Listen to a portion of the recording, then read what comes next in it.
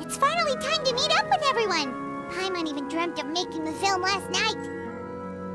If Paimon remembers right, we're meeting at Hotel de Boer. Let's get going!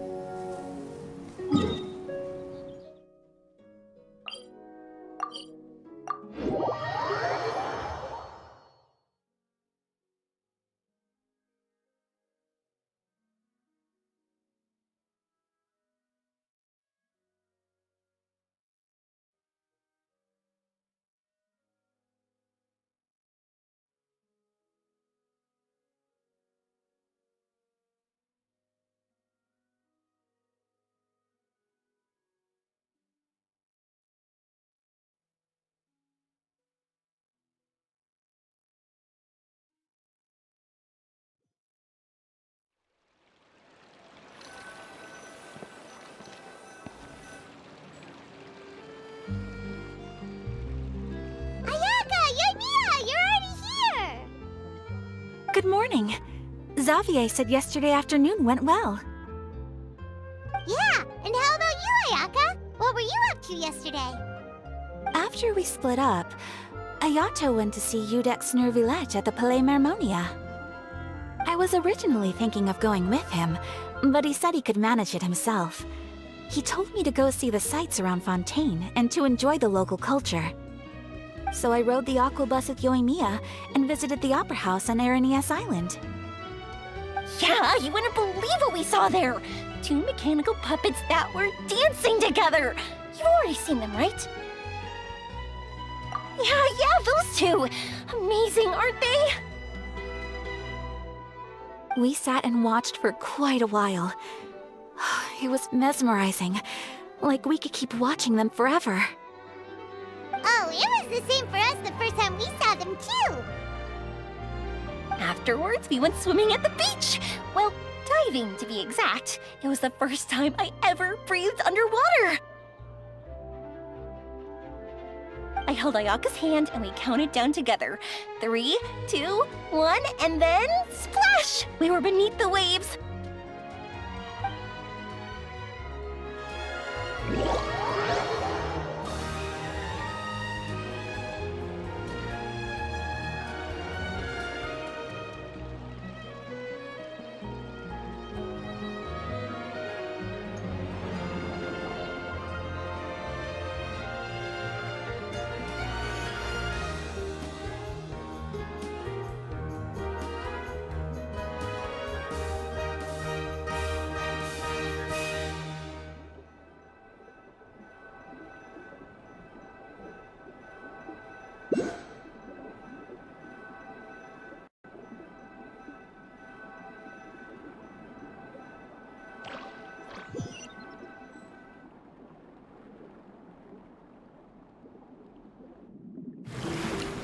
At first, I didn't dare to open my mouth. But once I couldn't hold my breath any longer, I decided to take a big breath in. Turns out the water wasn't as salty as I imagined. It didn't really taste like anything at all. Before I knew it, I was breathing like normal down there. It was an amazing feeling. Ayaka said I was too nervous and needed to loosen my grip.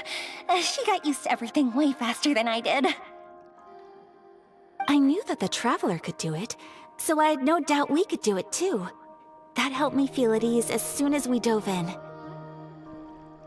The underwater world in Fontaine truly is beautiful. I love seeing the romaritime flowers blossoming underwater, like little candles lighting up the streets at night.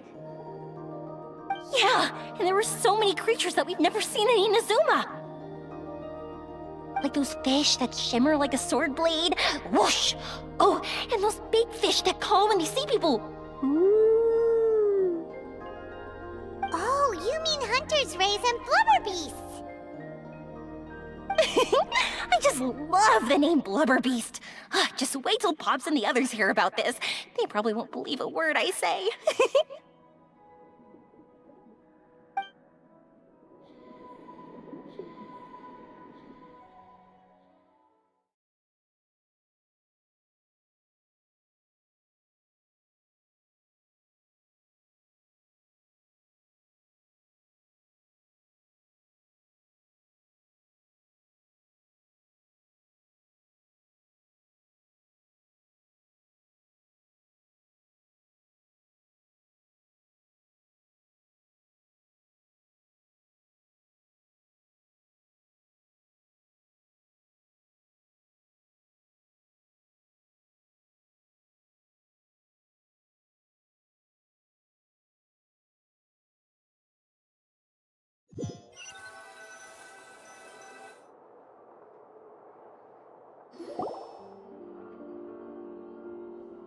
Yoimiya was down there for quite a while.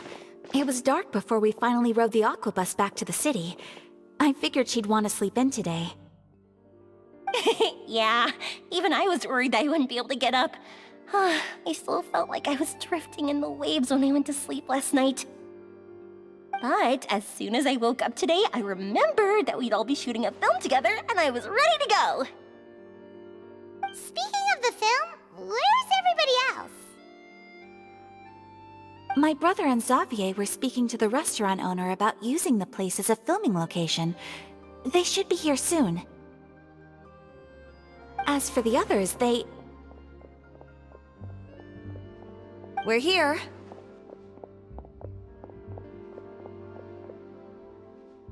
Please excuse my tardiness. I just finished the Special Patrol's 6-mile morning jog.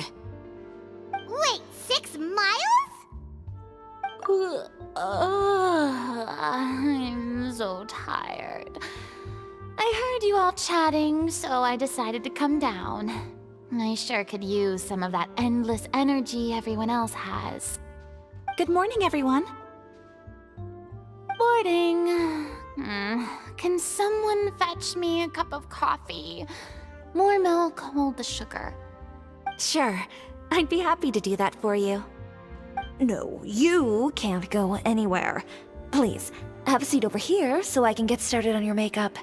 Ugh, the last thing I want is coffee stains on my costumes. I can get the coffee. It's the perfect job for an assistant.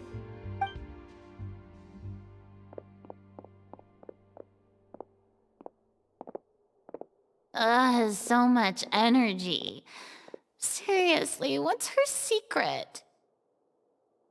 Oh, Yoimiya's always like that. But you sure look exhausted, Farina. It's because you're not used to waking up so early, huh? Of course not. I spent the whole night reading the novel from cover to cover, marking sections that either need to be omitted or adapted. Wow, Paimon didn't expect you to be so thorough. Well, I was the biggest star in Olifontaine after all. It takes more than just a pretty face to earn a reputation like that. I know how to get serious when the situation calls for it.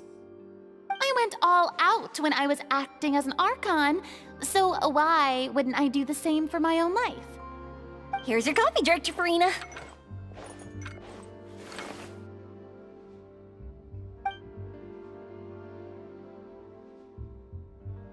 Oh, thank you. The sound of being called director and the aroma of coffee feels almost as refreshing as hearing the birds chirping in the morning. It seems everyone has managed to arrive on time. We've reached an agreement with the restaurant owner. We are free to use the second floor to shoot our film. Really? That's great! He is really looking forward to our film, and hopes that providing his restaurant as a filming location will attract more customers.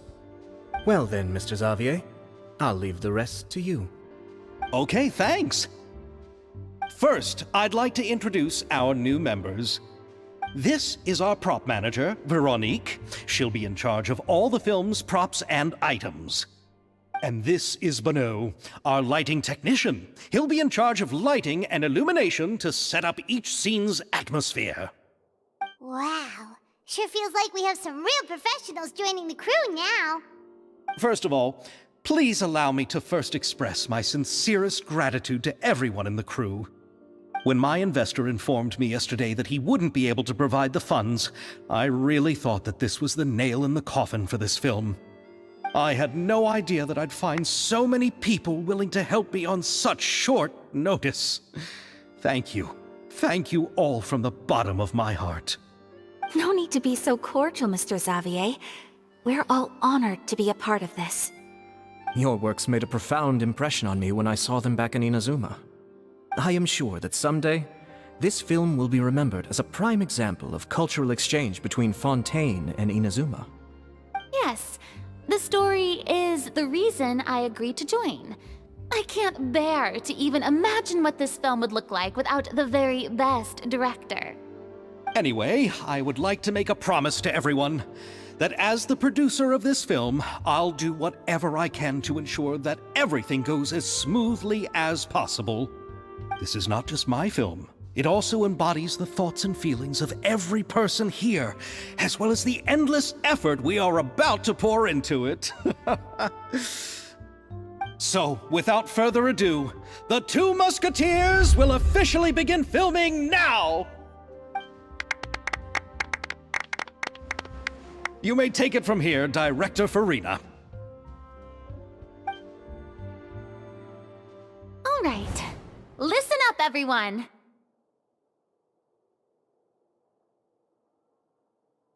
The first scene takes place when the two young musketeers are living at the Baron's home, still unaware of all that is about to happen to them. We'll need props and lighting to set the scene. Our lead actors can go get their makeup done, and extras, please take this time to go over your positions. Whoa. Seems Farina's really kicking things into gear as the director. Is everyone clear? I don't want anyone traipsing around the set like umbrella finches.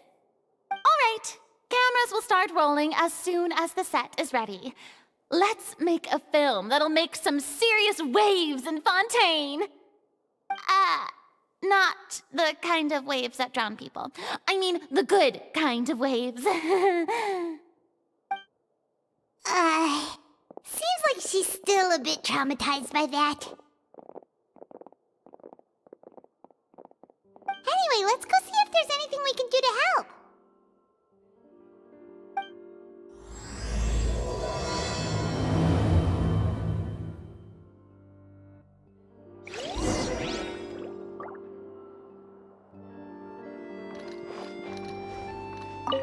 I don't need any help here. Why don't you try asking someone else?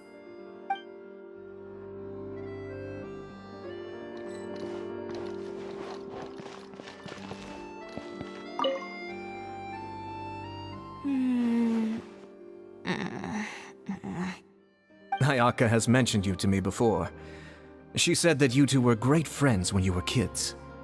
No talking. I'm thinking about how to do your eyeshadow. Ah, yes. To help me really look the part. To achieve a more young and naive look for this scene. Are you saying the wrinkles around my eyes are too deep? You just have too much of a calculating look in your eyes. You sure don't mince your words. It seems you really haven't changed much. Quiet.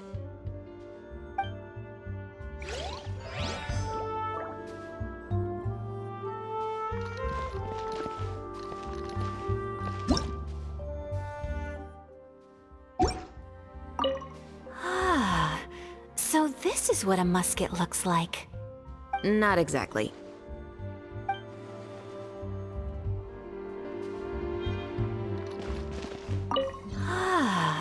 So this is what a musket looks like.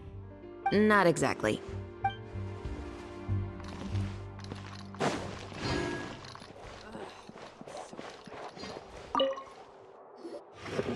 How about here? A little more to the left. You got it. Hey, Yoimiya, do you need a hand? No, I'm fine.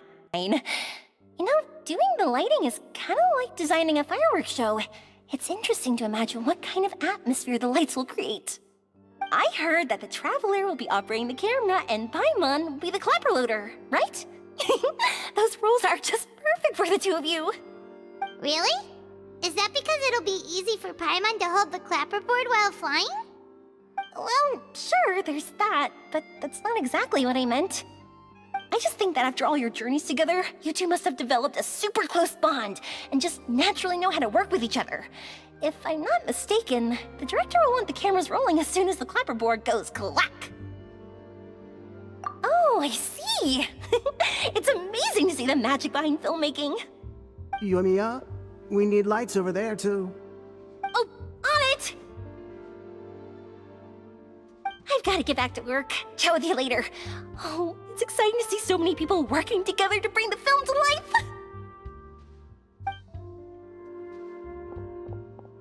Seems like Yoimiya's really getting into it. But she was right. We do have a super close bond, don't we? Paimon's really happy to hear that.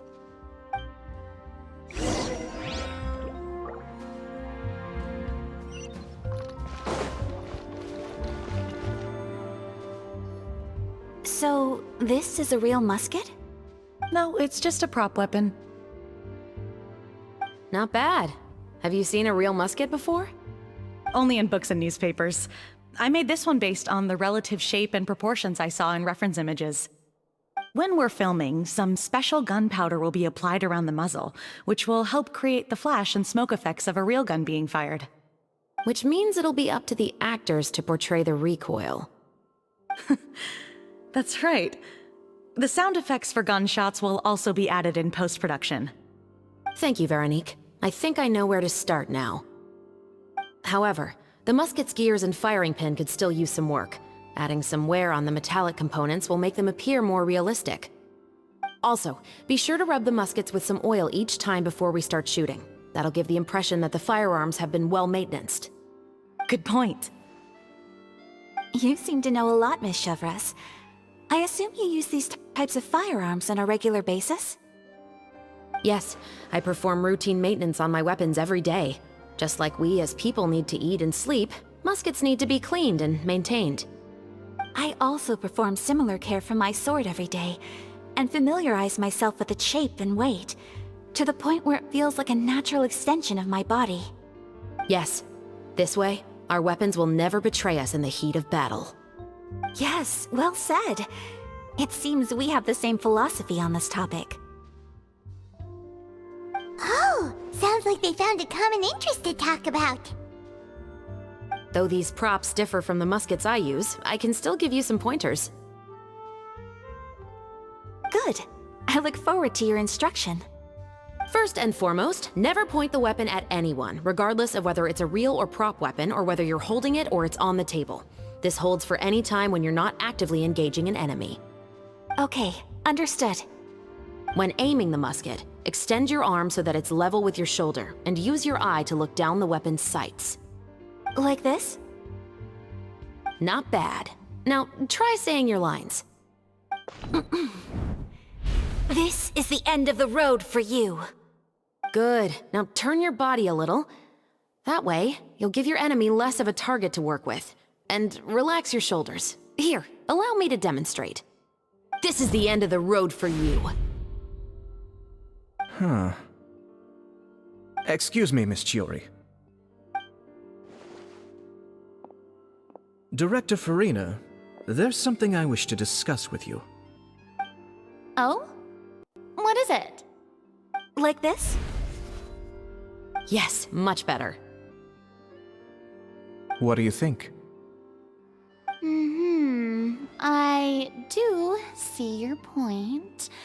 But are you sure you wish to do this? I believe it would be most fitting. Well, if you insist. All right, I understand. Miss Ayaka, Miss Chevres, could the two of you please come over here? Huh? What's going on? Are we gonna start filming now? Let's go see. What is it? I have a question for you, Miss Chevres. Would you be willing to play the role of a musketeer? What? To clarify, I would like to turn over my role to Miss Chevres. But brother... Don't worry, Ayaka. I actually view this as a good thing. I was becoming troubled trying to set aside some time to speak to the staff at the Palais Mermonia. I would like to have some conversations about the cultural exchange between our two countries, and I've heard that the bureaucratic process here can get rather complicated.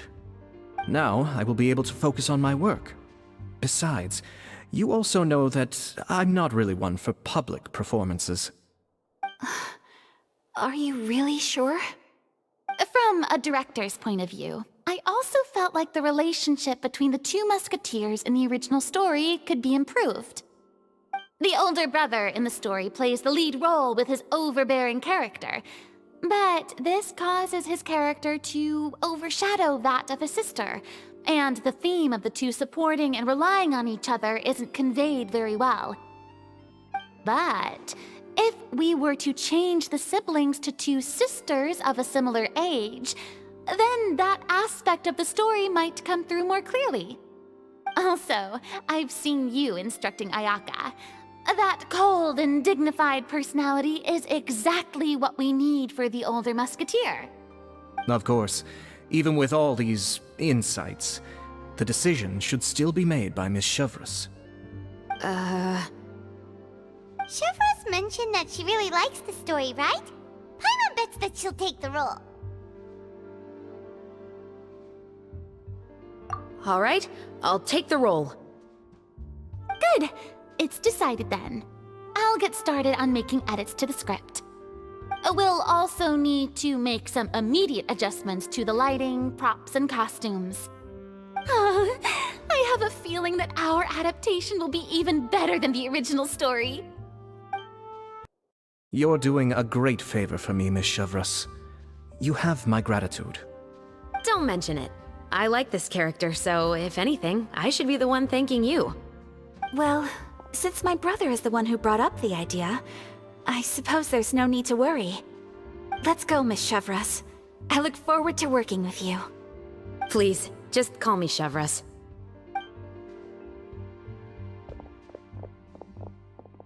Seems like you're really going out of your way to solve the problem I was having with your makeup.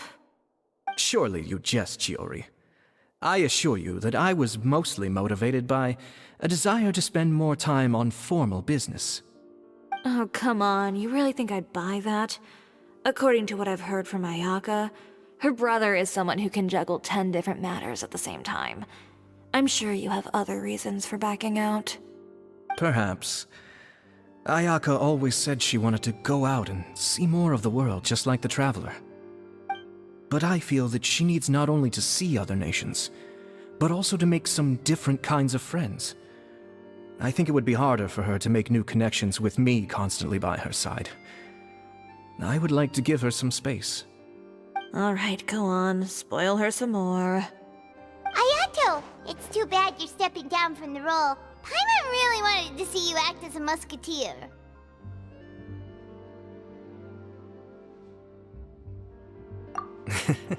No need to poke fun at me. I'd wager that you also felt that I wasn't the best candidate for the role. It's a little hard for Paimon to imagine you saying those lines.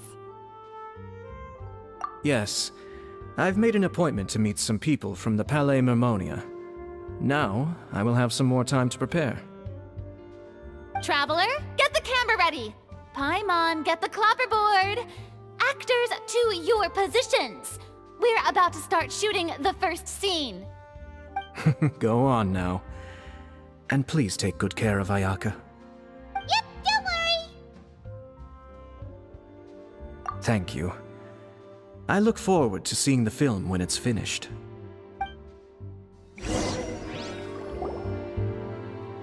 All right, now that we're all here, let me help set the scene for everyone.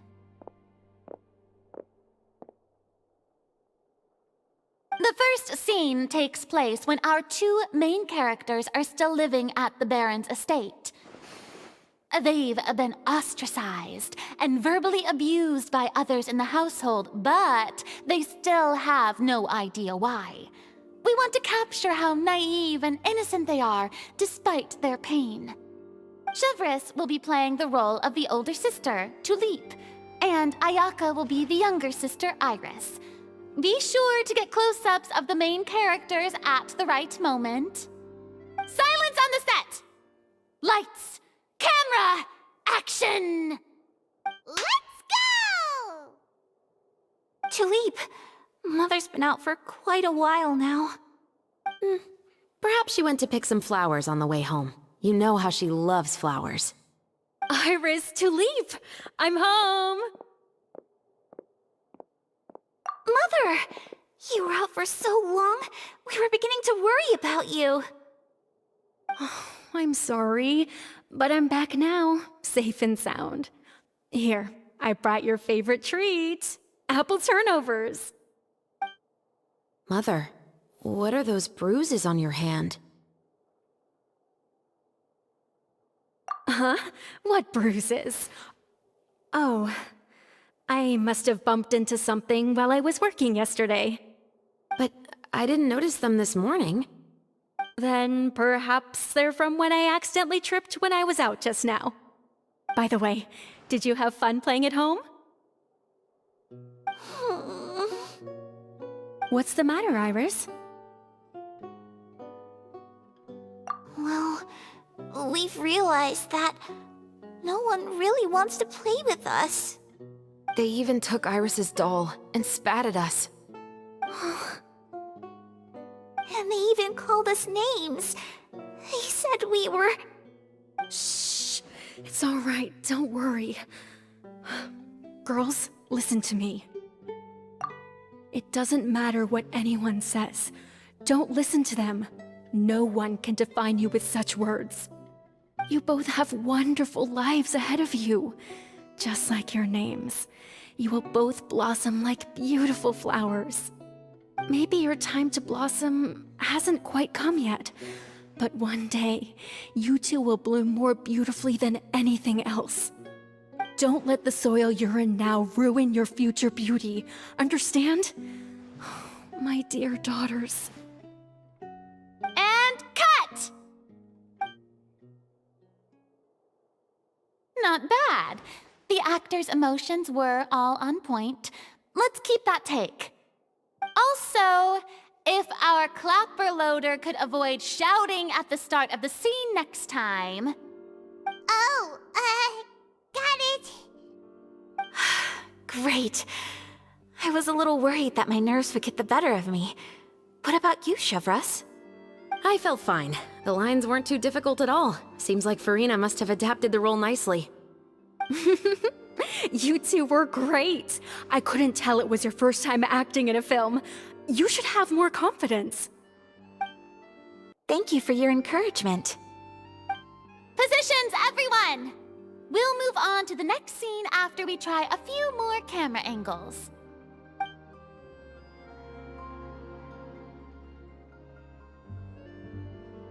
This scene is when our two characters return home, only to discover their mother has been murdered.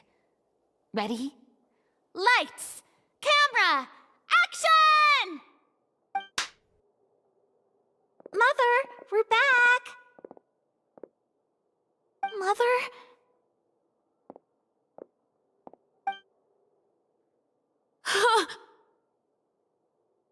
What's wrong, Tulip? Iris, stay away! Huh? Why? What's... Mother! Mother... She's...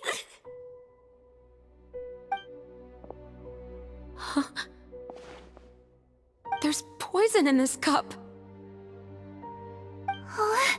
I could have sworn I've seen this kind of cup before. Those aristocrats. They didn't even try to cover up their actions.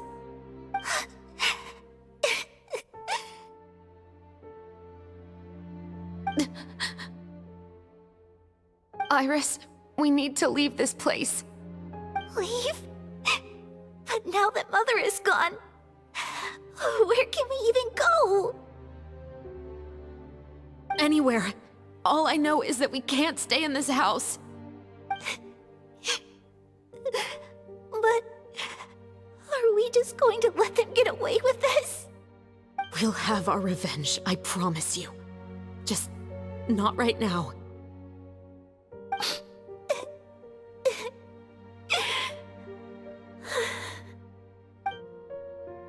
Come on, let's go. No, wait. We can't just leave Mother here like this. At least let me leave this rose with her. That's why we went out in the first place. To buy her this flower. All right.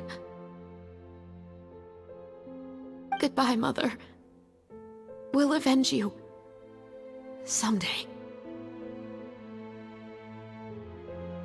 And cut! Beautiful! Great performance! Oh my, you're so amazing, Ayaka! And were those real tears I saw? How did you do it? I was surprised too. Thank you for the kind compliments. Actually, as soon as Director Farina said action, I told myself not to think about anything. I just felt the weight of the moment and became the character. It's quite similar to practicing the art of the sword. You clear your mind and focus only on what's happening in front of you. Ayaka's performance was amazing. Have I discovered an acting prodigy? Pipe down, everyone! We need to move on to the next scene!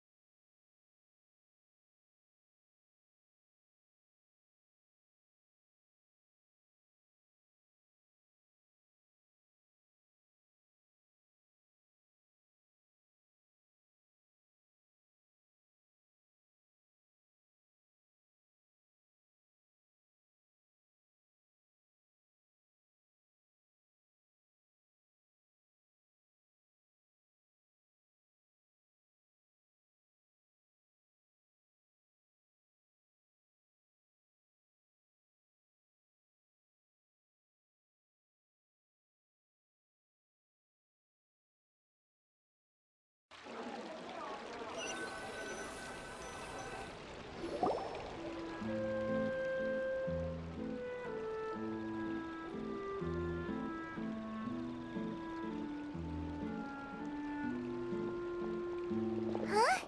Are we done already? But Paimon wants to keep playing with the clapperboard. How do you feel, Traveler? Is your arm sore from holding the camera all day?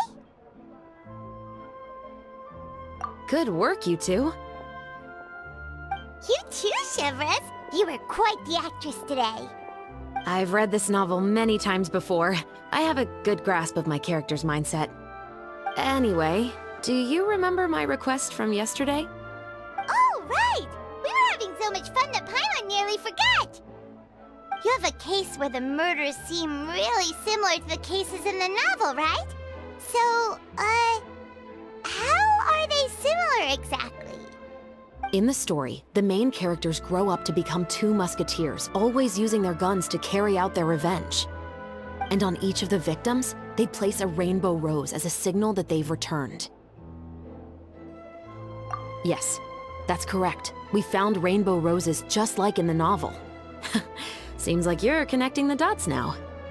Oh, that does sound pretty concerning. Especially after seeing the script today. Ooh, now Paimon can't stop wondering what kind of ulterior motive the murderer might have. What do you think, Traveler? You're smart. Paimon wants to hear your thoughts. Good. On behalf of Fontaine's Special Security and Surveillance Patrol, thank you for your dedication to justice. There's no time to lose. We should start investigating right away. Follow me. Huh? Right now? Well, we just got done filming all day. Paimon's so tired. The most valuable intel always comes after nightfall. They are like small, remote islands in the middle of the sea. If you don't stay vigilant, you will pass right by them in the fog. That's how one of my favorite books always puts it, at least. So, where are we going right now? Let's start by checking out some workshops that sell mechanical components. If the culprit is making their own weapons, it's very likely that they'll visit those sort of places.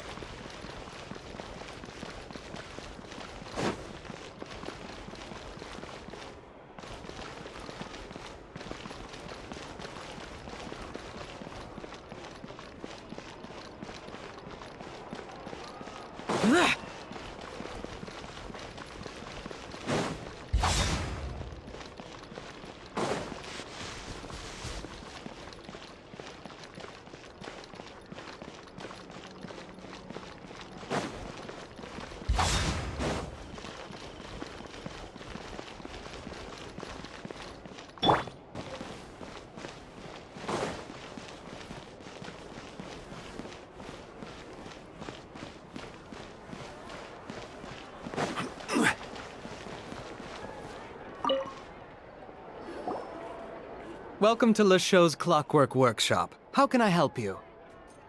Hello. I'd like to know if anyone has purchased some special components lately. Special components? Sorry, could you be more specific? I mean the kind of components that aren't typically used for clockwork toys, but for firearms. Huh? For firearms? No, we don't sell those sort of things here. Don't misunderstand. I'm not here to cause any trouble. We are merely investigating a case, and we're hoping that you could cooperate. Well, to be completely honest, I'm not even sure what kind of components that would entail. Has anyone ever purchased components here as an individual rather than on behalf of an organization?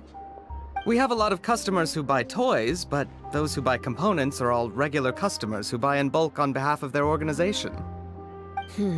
Is that so? I understand. Thank you for your cooperation. You're welcome. It's the least I can do.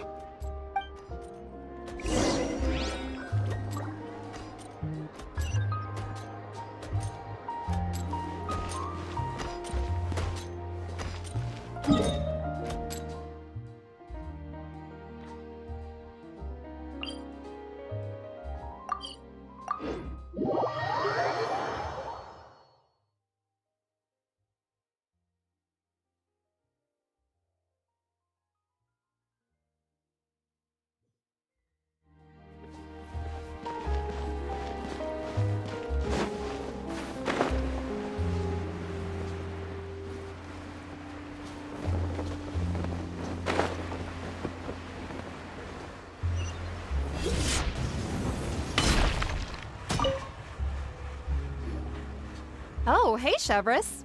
Run out of oil for your musket again? Hello, Estelle. I want to know if anyone has come to your shop recently to order some firearm components. Oh, is this another case? Let me think. I don't think so. Some people have requested that I make some prop guns for the Fontanalia Film Festival, but I refused all of those requests. Oh? Why's that?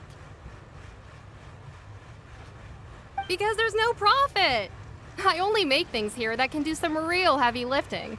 I don't have the energy to make some new molds just for the festival. Then has anybody come specifically looking for mechanical components? Well, I usually sell off my scrap to the Fleuve Cendre. I don't typically give them to one specific person. I understand. Thanks for your cooperation. Don't mention it. Always happy to have the Musketeers' patronage. Seems like we haven't found any leads to go off yet. Yeah, unfortunately. All right, let's head to Fleuve Cendre next. Huh? Are you sure? People might not be so thrilled to see the captain of the special patrol there. You think so, huh? Then I guess you don't know. Huh? Know what? That I grew up in Fleuve Cendre.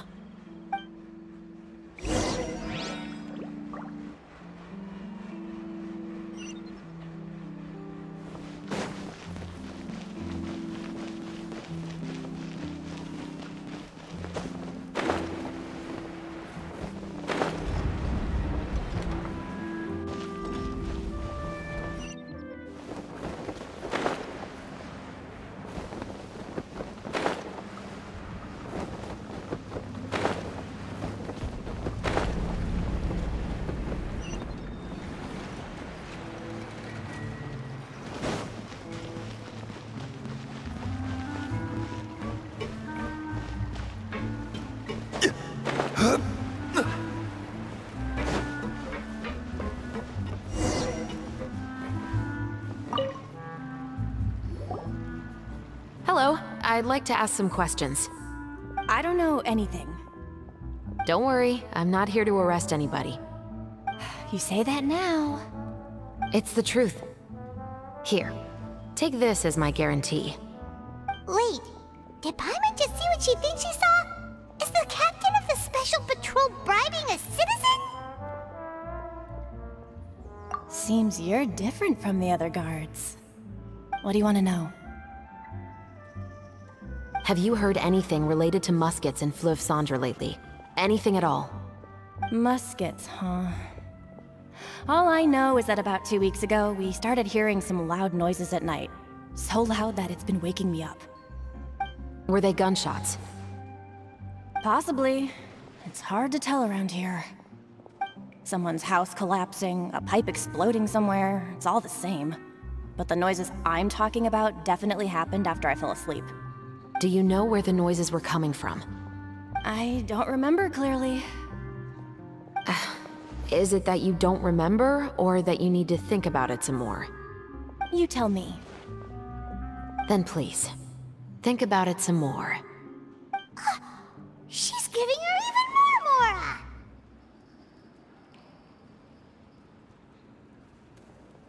The noises came from the end of the Southern Waterway. I came out and had a look for myself when I wasn't sleeping well, but I didn't dare get too close. That's all I know. All right, I'll take your word for it. Thanks for the pâte de fruits.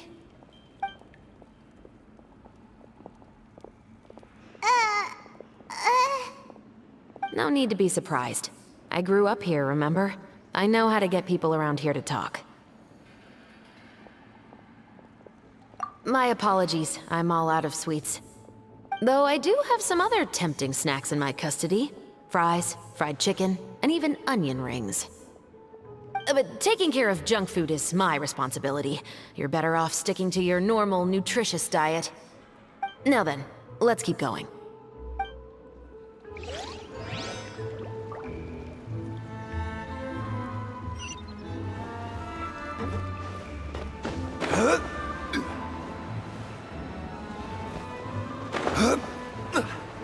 Those parts.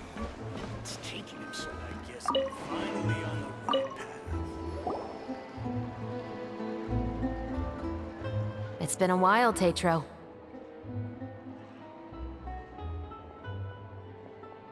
Please, just get on with your request. I want to know if you've heard anybody talking about muskets lately. Information isn't free, you know. I've heard that bandits have been extremely active in the countryside recently, and they've been affecting the delivery of goods to Poisson. I can allocate some more manpower to help out with that problem. What do you say? You're still as helpful as ever. One of our men got drunk at dinner about a month ago and lost his gun. 3 days later, it turned up in the corner here. What's weird about that? He just forgot where he put it, right? This is Fleuve Cendre, my friend. Anything of value left in the tavern won't ever make it to the next day. But that gun turned out to be an exception. It didn't get any new wear and tear on it, and didn't even appear to have been fired. We were quite mystified as to what could have happened. I suspect it came back because the weapon was already known to the guards. You mean, a criminal was afraid the Marechaussee Phantom would use the shot marks to track them down? Maybe. But if that's the case, the culprit really took great care to avoid getting caught.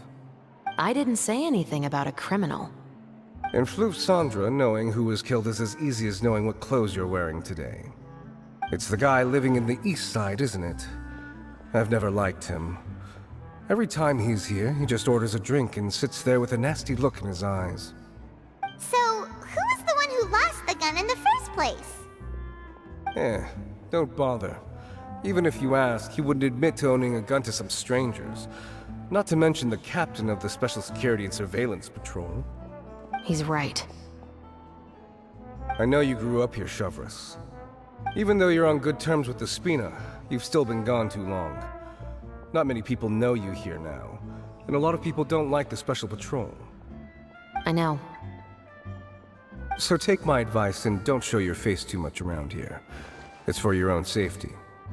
I'll come and go as I please, and I'm afraid I'll be appearing more often due to my work. All right. Don't say I didn't warn you.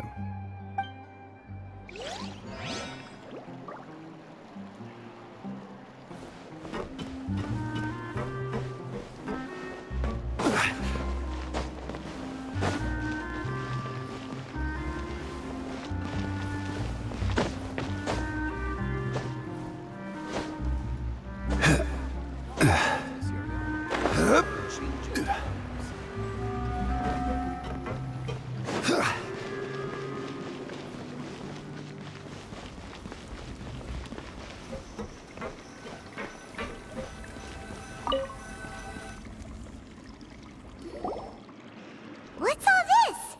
Some broken planks and barrels, as well as some liquor bottles?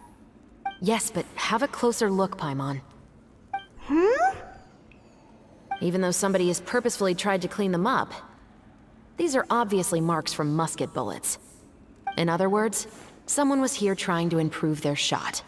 They were using the barrels and bottles for target practice.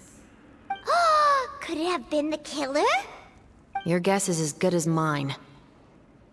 Although many people at Fleuve Cendres own guns, few hide the fact from others.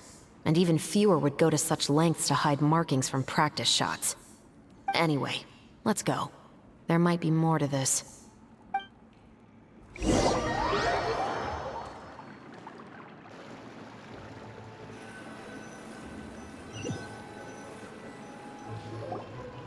Seems like that's all we'll be able to uncover for today. Paimon feels like we managed to learn a lot more here than up on the surface. Yes. Assuming that everything we found is indeed connected to our suspect, then their timeline was probably something like this. A month ago, our suspect found a gun and took it home to disassemble it. Once he'd figured out its mechanics, he brought it back. In the following weeks, he used some parts to create his own makeshift musket, and took it to the Fleuve Cendres for target practice. Then, a few days ago, he found his target and carried out the murder. Once the deed was done, he left a rainbow rose on the body, just like the scene in the novel. That all makes sense to Paimon, but we're still no closer to figuring out the killer's identity. The deceased was a resident of Fleuve Cendres. It's said that he was a poor, solitary man. Yeah, that's also something I'm trying to figure out. If we are indeed following the novel, and there's a story behind the murder, then this murder should be an act of vengeance. But according to our investigation, the deceased didn't have any enemies. He was no saint, but no one's heard of a rival who hated him enough to shoot him dead, much less care to leave a rose on his body. What message is the killer trying to convey, and to whom exactly? We've thoroughly investigated that possibility. He claims to have spent the whole day at the Opera House on the day of the murder, and the staff there have confirmed his account. Okay, so he has an alibi. Not only that, he lacks a credible motive as well. He has a family of his own, and both of his parents are still alive. I've looked into his records. He was adopted at the age of 6, and all the proper procedures were followed. There are also records of him at an orphanage before then. In the story, the mother of the 2 musketeers was murdered after the children turned 10. Of course, he could have changed the children's ages, but I don't want to assume anything without evidence. More importantly, I've also had a chat with him in person. He didn't seem like the kind of person who would pull the trigger to kill a man. Then, what should we do now? We have all this new information, but it doesn't help us move forward. Investigations take time. I didn't expect us to catch the culprit in just a single day. How about this? Let's spend the next few days filming with the crew. We can continue the investigation once we're done with the film. I'm sure that given time, new leads will present themselves. Wait, but weren't you saying Intel is like small, remote islands in the middle of the sea just a moment ago? Wouldn't you just miss them if you were to stop looking? Ah, but the book had more than one reference to the islands, Paimon. Oh? What else did it say then? As long as you spend enough time sailing through the fog, you'll eventually come across an island.